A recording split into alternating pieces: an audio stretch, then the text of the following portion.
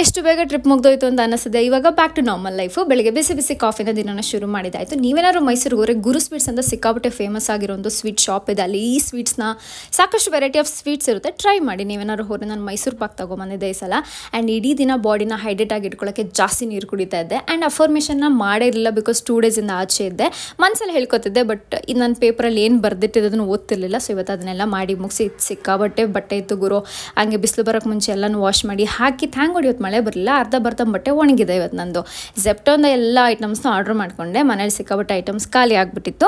ಊಟಕ್ಕೆ ಬಂದು ಬಿಸಿ ಬಿಸಿ rice, omelette, ಬೇಳೆ ಸಾರನ್ನ ಮಾಡಿ ತಿನ್ಕೊಂಡಿದ್ದಾಯಿತು. ಮನೇಲಿದ್ದೀವಿ ಅಂದಮೇಲೆ ಕಸ ಗುಡಿಸು, ಪಾತ್ರೆ ತೊಳಿ, ಹಾಗೆ ಸಾಕಷ್ಟು ಕೆಲಸಗಳಿರುತ್ತೆ. ಎಲ್ಲವನ್ನು ಮುಗಿಸ್ಕೊಂಡು ಜೊತೆಗೆ ಯೂಟ್ಯೂಬು ಕೂಡ ವ್ಲಾಗ್ನ ಮಾಡ್ಕೋತಾ ಇದ್ದೆ. ಆ್ಯಂಡ್ ನೆನೆ ನೈಟು ಡೋನಟ್ ತಂದಿಟ್ಟಿದ್ದೆ ಆಯಿತಾ. ಸೊ ಅದನ್ನ ಇವತ್ತು ತಿಂದು ಖಾಲಿ ಮಾಡಿದ್ದಾಯಿತು. ಆ್ಯಂಡ್ ನಾನು ಹೇರ್ನ ಸೆಟ್ ಮಾಡಬೇಕಾಯಿತು. ಆಚೆ ಇರೋ ಕಾರಣ ಸರಿಯಾಗಿ ಹೇರ್ ಬಗ್ಗೆ ಕೇರ್ ಮಾಡೋಕ್ಕಾಗ್ತಿರ್ಲಿಲ್ಲ. ಸೊ ಇವತ್ತು ಕರ್ಲಪ್ ಕ್ರೀಮ್ ಎಲ್ಲ ಹಾಕಿ ಏನೆಲ್ಲ ನೀಟಾಗಿ ಸೆಟ್ ಮಾಡಿಕೊಂಡು ಫೇಸ್ ಸ್ಕ್ರಬ್ಬಿಂಗ್ ಎಲ್ಲ ಮಾಡಿಕೊಂಡು ಈವ್ನಿಂಗ್ ಆಯಿತು. ಹನುಮಾನ್ ಚಾಲೀಸ್ನ ಕೇಳೋದ್ರಿಂದನೇ ನನ್ನ ದಿನನ ಎಂಡ್ ಮಾಡ್ತೀನಿ. ಜೊತೆಗೆ ಊಟಕ್ಕೆ ಬಂದು ಪಲಾವ್ನ ತಿನ್ಕೊಂಡು ಈ ದಿನನ ಎಂಡ್ ಮಾಡ್ತಾ ಇದ್ದೀನಿ. Thank you so much for watching. Bye.